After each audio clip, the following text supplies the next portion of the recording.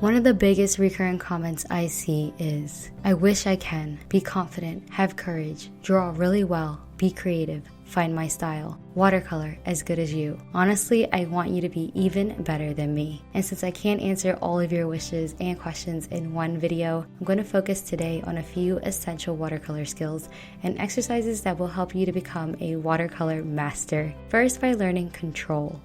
It all really starts with your supplies. You don't have to buy the most expensive professional anything on the market, just supplies that will do what you want them to do. Simple as that. I go into details of the supplies that I use in my supplies video that I'll link below. I talk about the paper that I highly recommend, the paints and brushes that I currently still use as well.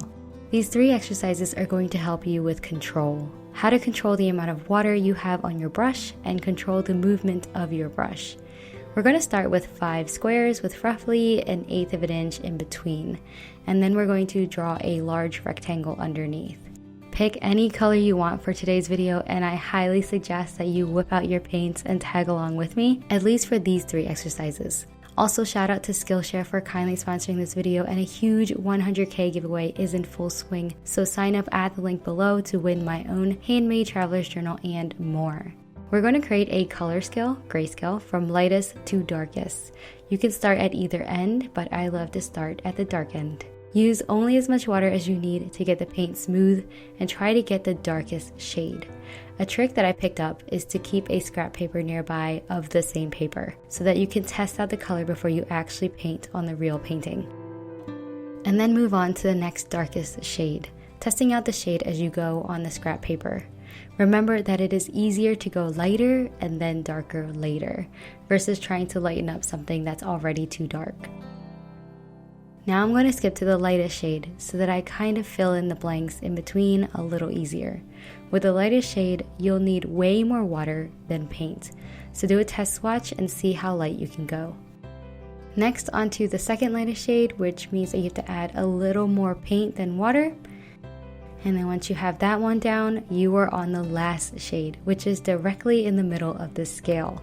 So for this one, look at both the shades next to it, and then find one that is in between. And remember, it is way easier to go darker later than lighter later.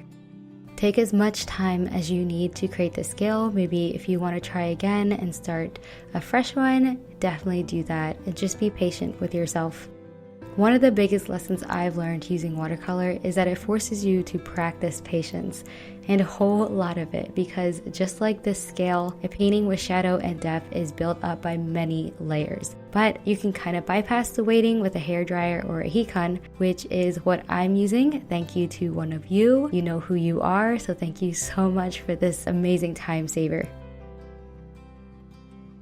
Once your scale is dry, you can now use painter's tape, masking tape that is full of linen so that it doesn't rip up the paper, or washi tape to tape around the next rectangle. Make sure you're pressing down on the tape, otherwise the color will seep through. This grayscale is a continuous wash, and you'll need a large round brush for this one. We're going to go from darkest to lightest. So pick up your paint and make sure it matches your darkest shade on your scale, and then paint it on. As you go down the scale, you might need to dip it in a few times in water to take off some of the paint to create a smooth gradation to the lightest shade. And if you find a spot where you can definitely tell one shade from the other, blend the in-between to create a smooth transition. Once it's dried, you can peel the tape, and this is my absolute favorite thing to do when I'm painting. And all of you who have requested landscapes or sunsets or ocean painting, this is the way you start a painting like that. You can actually see it when I turn it vertically. The next and last exercise before we start applying this control to an actual painting is to help with getting to know your brush. I'm sure I'm not the only one who loves to test out new markers and pens, so this is the same concept. Hold your brush almost vertically to get the thinnest lines, and then start pressing harder and harder to get wider lines. My favorite brush sizes to use, since my paintings are always really small, is 10/0, which is the smallest one I have, 0, which is my middle size, and 5 for my largest. If you want to do washes, you will definitely need bigger brushes, and you'll learn which one you like as you keep practicing. since I love this drawing I did for my October spread, I'm going to turn it into a painting today. Start any painting by sketching out what you want to paint with a lighter lead. I talk about lead types in the supplies video as well, but I'm using an 05 HB lead. And after I sketch it, it normally looks like this, pretty dark and messy, and because watercolor does not cover up pencil lines and it makes it really hard to erase afterwards, use a kneaded eraser to lift up some of the lead. Enough that you can still see it, but light enough that you can barely see it. Something like this. This is definitely one of my favorite tricks that I've learned and a must-have tool. I know it's really daunting to start any painting, so my rule is to always start lighter than I think I need to go and start in the areas that create shadow. Look at anything in your room or outside, you'll see a shadow, and that shadow is determined by the light source or sources. So when you're painting, keep that in mind and create a light source in your head so that you kind of make up where the light hits and where the shadows will be. It really does not need to be perfect, but you do want to use it to tell the difference between an ear and the body or the bunny sleeping behind the other one. Another tip is to keep those areas where the imaginary lighting is hitting the white of the paper because it's easier to go darker later. So finish up the shadows and midtones and then figure out if you need to fill in more of the white, but treat the white like gold because it is precious. As the first bunny dries, I'll move on to the leaves. Otherwise, both the bunnies will blend together as the paint travels from wet area to wet area, which is also known as wet on wet. So always make sure your area is dry if you want to build up.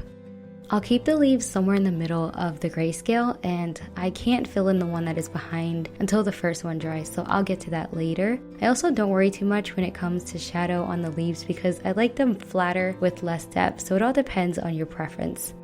I'm switching between all of the 3 brush sizes depending on what area I'm painting, so for the smaller area, I'll use the detail brush, and the larger areas, I'll use the larger brush.